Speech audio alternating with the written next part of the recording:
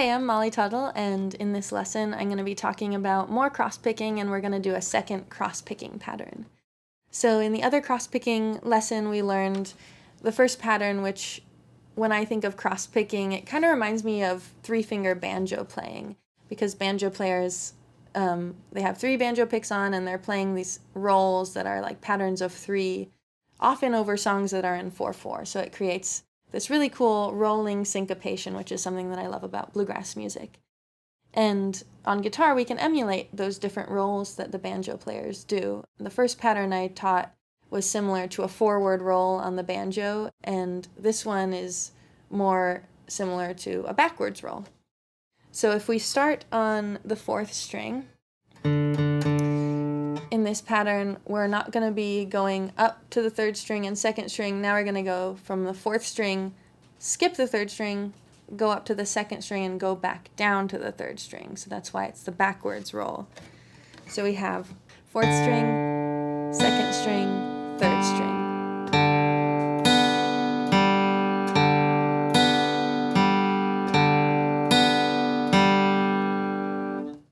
And just like the other pattern, you can choose to either do this with alternating pick direction, so down, up, down, up, down, up, down, up, down, up, down, up.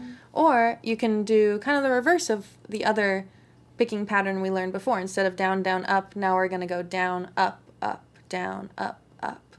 And I think of that picking style as kind of like efficiency picking, like you're going in the motion that your hand wants to go to hit the next string.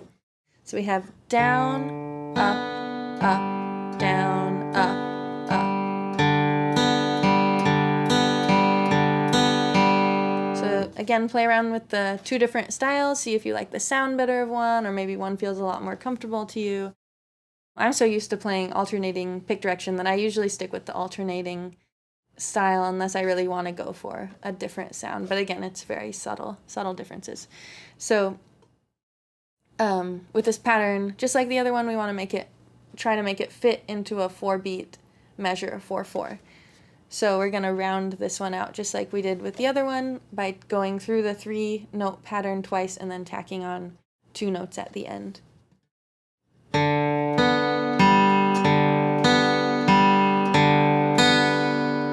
So we're going to play those last 2 notes just like we're starting another cycle, but then we're going to go back to the beginning. So we have 4th string, 2nd string, 3rd string, 4th string, 2nd string, 3rd string, 4th string, 2nd string, and then back to the start.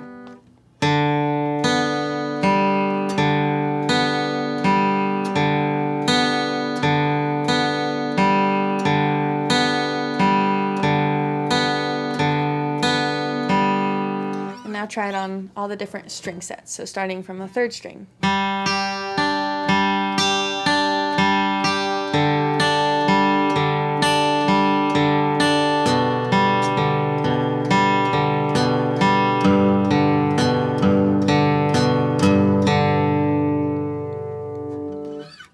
So that's the backwards roll pattern, and now I'll show you guys how to put this in a song. So I'm going to take the song Worried Man Blues, which is a standard bluegrass song, and this is a good song for fitting in this backwards roll pattern around. The melody works well with this cross-picking pattern. And you'll find that when you try to incorporate this into songs, sometimes the melody will work better with the rhythms of cross-picking, and sometimes you'll have to alter the melody or maybe break away from the cross-picking pattern at times. But it is a cool alternative to when you want to fill out that chord sound. It's alternative to maybe strumming in between the melody. So yeah, you can play around with adding in cross-picking to lots of different songs. So Worried Man Blues, the melody goes like this.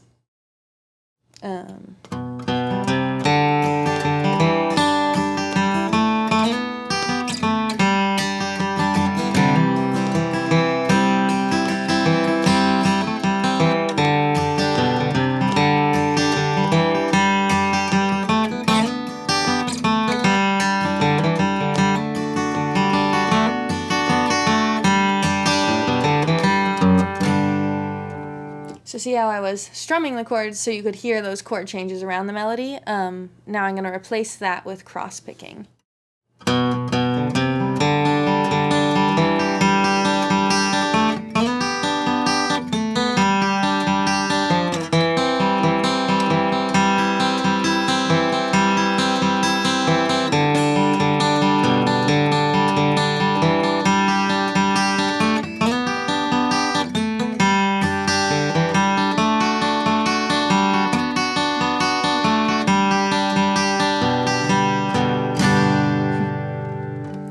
I'll break that down for you guys. The melody starts like this. So we're gonna keep that lead in to the melody and then start our pattern.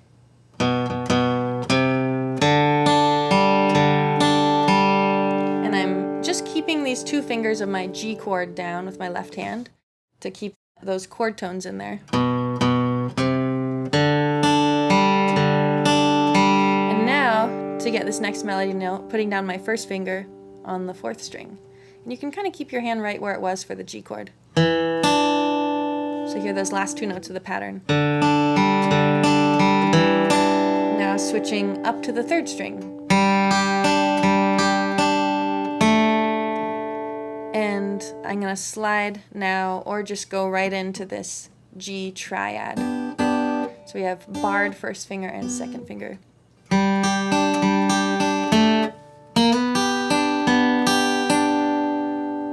And now quickly go back to that 2nd fret.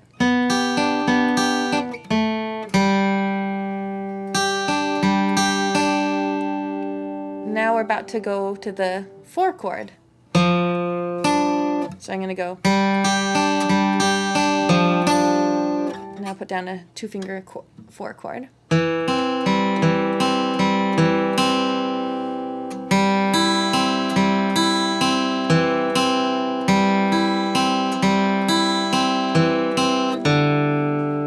So that measure, we were still keeping with the pattern, but just switching the string sets. So we started on the 4th string. And then went up to the 3rd string. And then for those last 2 notes of the pattern, we switched back to the 4th string. And back to the 3rd string. And back to the 4th string. So that all together sounds like this.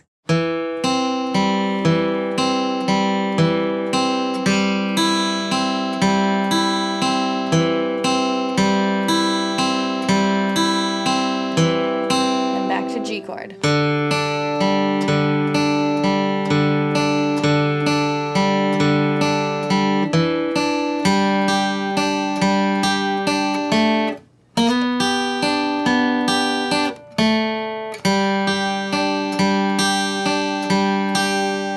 So that was the 3rd line, which repeated the 1st line. And you'll find, once you get an ear for that repeating 3rd line, you'll find that's very common in bluegrass songs, is you'll have the 1st line, the 2nd line does something different, and the 3rd line will go back and repeat the 1st line.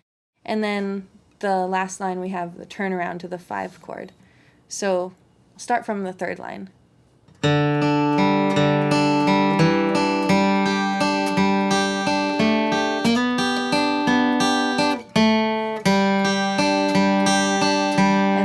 Last line we go to a D chord. Go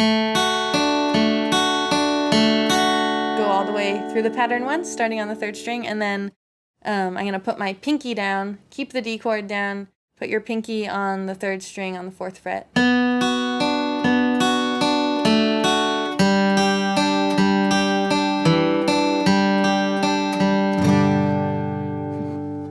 So up to speed, that'll sound like this.